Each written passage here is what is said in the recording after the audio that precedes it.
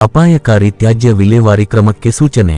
ಬೆಂಗಳೂರು ನೆರೆ ರಾಜ್ಯದಿಂದ ಅಪಾಯಕಾರಿ ದ್ರವ ತ್ಯಾಜ್ಯವನ್ನು ಟ್ಯಾಂಕರ್ಗಳಲ್ಲಿ ತದಂದು ಮಂಗಳೂರಿನ ಚರಂಡಿ ಮತ್ತು ರಾಜಕಾಲುವೆಗೆ ಸುರಿಯಲಾಗುತ್ತಿದೆ ಎಂಬ ಮಾಧ್ಯಮ ವರದಿಗೆ ಸ್ಪಂದಿಸಿರುವ ಅರಣ್ಯ, ಜೀವಿಶಾಸ್ತ್ರ ಮತ್ತು ಪರಿಸರ ಸಚಿವ ಈಶ್ವರ ಖಂಡ್ರೆ ಈ ಬಗ್ಗೆ ಜಲ ಕಾಯಿದೆ ಅಡಿ ಪ್ರಕರಣ ದಾಖಲಿಸಲು ಕರ್ನಾಟಕ ರಾಜ್ಯ ಮಾಲಿನ್ಯ ನಿಯಂತ್ರಣ ಮಂಡಳಿ ಅಧಿಕಾರಿಗಳಿಗೆ ಸೂಚಿಸಿದ್ದಾರೆ. ವಿಕಾಸಸೌಧದಲ್ಲಿ ವರದಿಗಾರರೊಂದಿಗೆ ಮಾತನಾಡಿದ ಅವರು, ಚರಂಡಿ, ರಾಜಕಾಲುವೆಗಳಿಗೆ ಸುರಿದ ದ್ರವ ತ್ಯಾಜ್ಯ ನದಿ, ಕೆರೆ, ಸಮುದ್ರ ಸೇರಿ ಜಲಚರಗಳ ಮತ್ತು ಜಾನುವಾರುಗಳ ಸಾವಿಗೆ ಕಾರಣವಾಗುತ್ತದೆ. ಈ ನಿಟ್ಟಿನಲ್ಲಿ ಕೂಡಲೇ ಪರಿಶೀಲನೆ ನಡೆಸಿ ತಪ್ಪಿತಸ್ಥರ ವಿರುದ್ಧ ಜಲ ಕಾಯಿದೆ ಅಡಿಯಲ್ಲಿ ಪ್ರಕರಣ ದಾಖಲಿಸುವಂತೆ ಮಂಗಳೂರು ವಿಭಾಗದ ಅಧಿಕಾರಿಗಳಿಗೆ ಸೂಚಿಸುವುದಾಗಿ ಹೇಳಿದರು. ಭಾರತ ಸಾರಥಿ ದ್ರವತ್ಯಾಜ್ಯವನ್ನು ಬತ್ತಿ ಹೋದ ಬೋರ್ವೆಲ್ಗಳಲ್ಲಿ, ಚರಂಡಿಗಳಲ್ಲಿ, ಕೆರೆ, ಕುಂಟೆ ಸೇರಿದಂತೆ ಯಾವುದೇ ಜಲಮೂಲಕ್ಕೆ ಹರಿಸುವುದು ಅಪರಾಧವಾಗಿರುತ್ತದೆ. ಈ ರೀತಿ ಕಾನೂನು ಬಾಹಿರವಾಗಿ ತ್ಯಾಜ್ಯ ಸುರಿಯುವವರ ವಿರುದ್ಧ ಪರಿಸರ ಸಂರಕ್ಷಣಾ ಕಾಯಿದೆ ಅಡಿಯಲ್ಲೂ ಕ್ರಮ ಜರುಗಿಸಲಾಗುವುದು ಎಂದರು. ಕರ್ನಾಟಕ ಸರ್ಕಾರ ಪ್ರಕೃತಿ ಪರಿಸರ ಸಂರಕ್ಷಣೆಗೆ ಬದ್ಧವಾಗಿದ್ದು,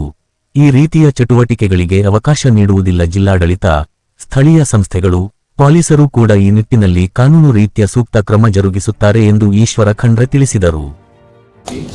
ಅಲ್ಲಿದ್ದವರಿಂದ ಅದನ್ನು ಮಾಹಿತಿಯನ್ನು ಪಡೆದುಕೊಂಡು ಕಾನೂನು ರೀತಿಯ ಕ್ರಮ ಜರುಗಿಸಲಿಕ್ಕೆ ಹೇಳ್ತೀನಿ. ಅದನ್ನು ತಡೆಯುವಂತ ಕೆಲಸ ಮಾಡ್ತೀವಿ. ಪ್ರಕೃತಿ ಪರಿಸರ ಉಳಿಸುವಂತದ್ದು ನಮ್ಮೆಲ್ಲರ ಆದ್ಯ ಕರ್ತವ್ಯವಾಗಿದೆ.